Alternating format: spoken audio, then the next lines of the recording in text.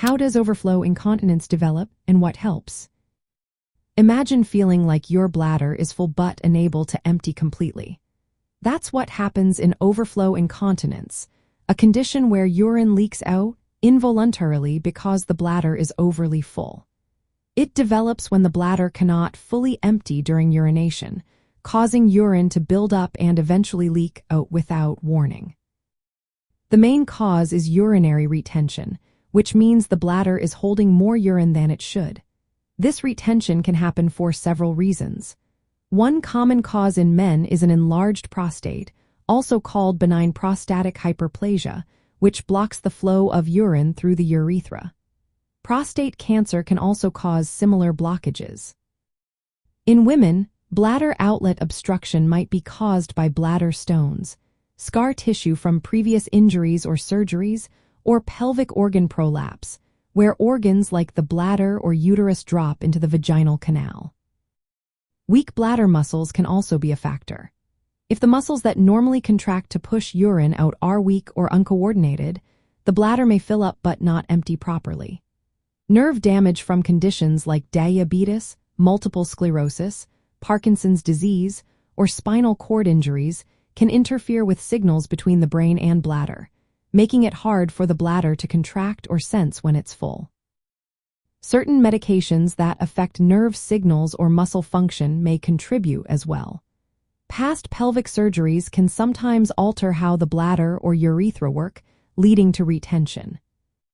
People with overflow incontinence often experience symptoms like dribbling urine without feeling the urge to urinate, frequent small amounts of urination, a weak or hesitant urine stream, difficulty starting urination, and a persistent feeling of bladder fullness.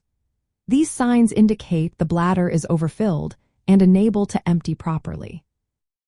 Managing overflow incontinence involves finding and treating the underlying cause. A healthcare professional will evaluate the situation thoroughly, often with tests like ultrasound or urodynamic studies. If an enlarged prostate or other obstructions are identified, treatments may include medications to reduce prostate size or surgery to remove blockages. In cases where the bladder cannot empty fully due to muscle weakness or nerve damage, catheterization can help. This involves using a thin tube to drain urine either temporarily or regularly. Medications might be prescribed to improve bladder muscle function or address specific causes. Lifestyle changes such as managing fluid intake, scheduling regular bathroom visits, and avoiding medications that worsen retention can also help.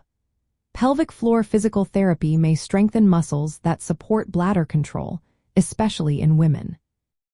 In cases where bladder or prostate cancer is involved, addressing the cancer itself is essential. Treatment plans might include surgery, radiation, or other therapies, and managing incontinence symptoms becomes part of overall care. Because overflow incontinence can affect quality of life and sometimes signal serious health issues, consulting a healthcare professional is crucial. Early diagnosis and proper treatment can prevent complications like urinary tract infections or kidney problems. Remember, each person's situation is unique, so personalized medical advice is always the best course of action.